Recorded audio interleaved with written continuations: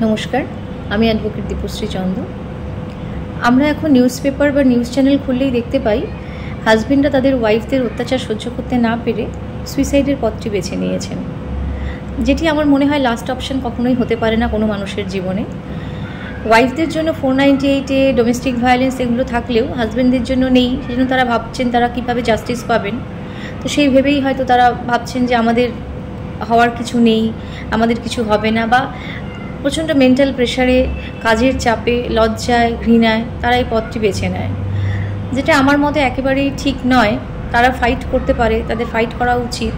কেন কি, তাদের জন্যও তো আইন আছে, প্রশাসন আছে, পুলিশ আছে, কোর্ট আছে। হাজব্যান্ডদের জন্য বলবো, যখনই তাদের মনে হবে তাদের ঘরে এই অশান্তিটা চরম সীমা নিচ্ছে বা সেটা খুব ব্যাড সিগন্যাল দিচ্ছে, খুব অ্যালার্মিং হয়ে দাঁড়াচ্ছে, তখন আপনারা আপনাদের কাছের লোকদের সাথে এটা ডিসকাস করুন। নিজের মধ্যে চেপে রাখবেন না। কাছের লোকের সাথে ডিসকাস করলে আপনার কাছে অনেক অপশানস এসে যাবে। তারা আপনাকে নানা রকম বুদ্ধি দিতে পারবে, নানা রকম অপশানসের কথা বলবে, এবং অবশ্যই একজন লয়ারের সাথে আপনার কনসাল্ট করা উচিত আপনাদের। কেন কি, তারাও আপনাদেরকে অনেক রকম পথ দেখাতে পারবে।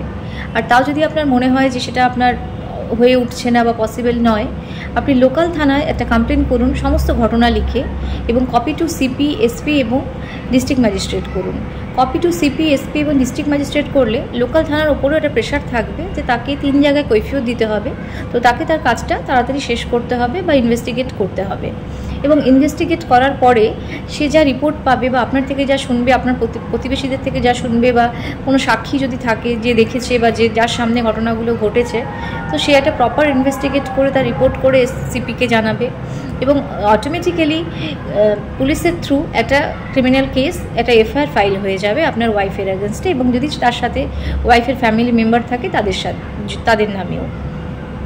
তো সেই ক্রিমিনাল কেস চলাকালীন আপনি যদি প্রুফগুলো জমা করতে পারেন এভিডেন্স রূপে, যেরকম ধরুন আপনার যদি সিসিটিভি ক্যামেরা থাকে, সেই সিসিটিভি ফুটেজ যদি আপনার কাছে কিছু থাকে যে আপনার গায়ে হাত তুলছে বা আপনার সাথে অসভ্যতা করছে, বা কোনো ভিডিওগ্রাফি থাকে আপনার কাছে, সেগুলো কিন্তু কোর্টে অবশ্যই অ্যাকসেপ্টেবল। ফটোগ্রাফটা সবসময় অ্যাকসেপ্টেবল হয় না, but videography is always acceptable.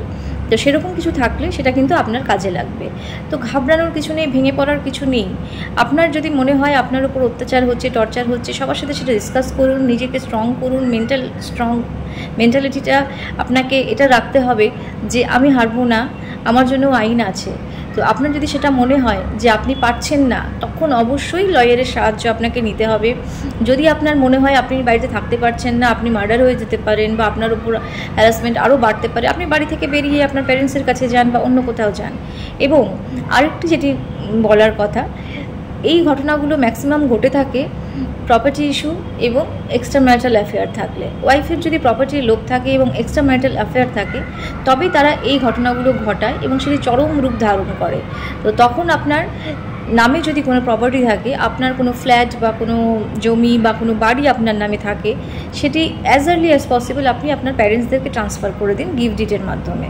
তো সেটা করে দিলে আপনার ওয়াইফ সেই প্রপার্টিটা ক্লেম করতে পারবে না ঠিকই, বাট সে মেনটেন্যান্স ফাইল করতে পারবে, এবং মেনটেন্যান্স ফাইল করলে আপনার যা স্যালারি হবে তার উপর কোর্ট ডিসাইড করবে যে তাকে কত মেনটেন্যান্স দিতে হবে। তার বেশি সে পাবে না। তার এলিজিবিলিটি কোর্ট দেখবে যে সে সার্ভিস করে কি না, বা তার আর্নিং কী আছে, তার ব্যাকগ্রাউন্ড কী আছে, তার স্টাইল অফ লিভিং কী আছে, সেই সব বিচার করেই কোর্ট কিন্তু অর্ডার দেবে মেনটেন্যান্সের।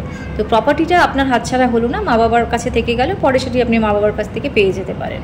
তো সবসময় কিন্তু সুইসাইডটি লাস্ট পথ নয়, সুইসাইড করাটাই লাস্ট অপশন নয়। আপনাদের জন্যও নিশ্চয়ই আইন আছে, পুলিশ আছে, আদালত আছে। আপনারা সেটা সাহায্য নিন, সেটা অ্যাপ্লাই করুন, সেই হেল্প নিন, নিশ্চয়ই আপনারা গেনার হবেন। এবং যখনই বাড়িতে এই ধরনের কোনো ঘটনা ঘটবে, নিজেরা সবসময় অ্যালার্ট থাকবেন যে নিজেকে কী করে বাঁচাতে হবে।